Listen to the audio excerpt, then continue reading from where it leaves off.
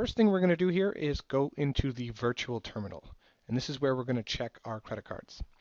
And inside the virtual terminal, we're going to go down to single transaction. And again, this is how we will run a single transaction in the future.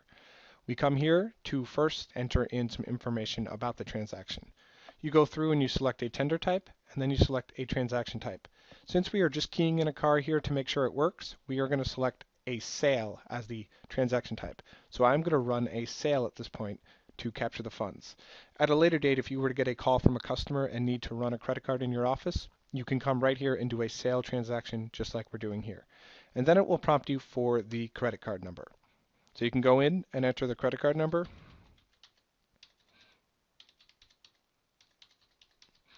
And then you will click Submit. After entering the credit card number, it will ask you for additional details on the transaction you are running. So you will first select the expiration date.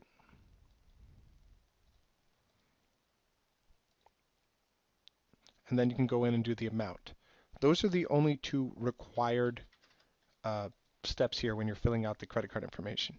You can go through and add additional information, especially if you're doing a sale at a later date. You may want to put in the first comment here, who ran it, so that you have access to that information later. So for example, I might just put Greg D here, showing that I ran this transaction, so that at a later date when we're looking at reports, they know that they can ask me questions about it.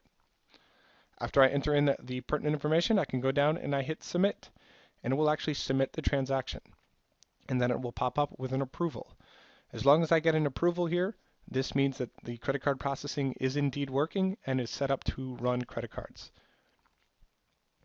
After you confirm that the credit card is indeed set up, please call the SW Remote support team so that they can set it up so that the devices will then be able to use the credit card processing piece as well. So once you confirm it's all done, you should call them and they will turn it on for the devices.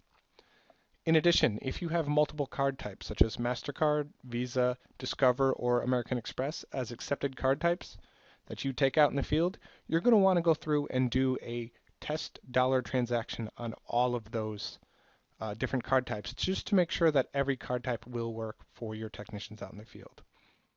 And that is how you do a sales transaction using PayFlowPro.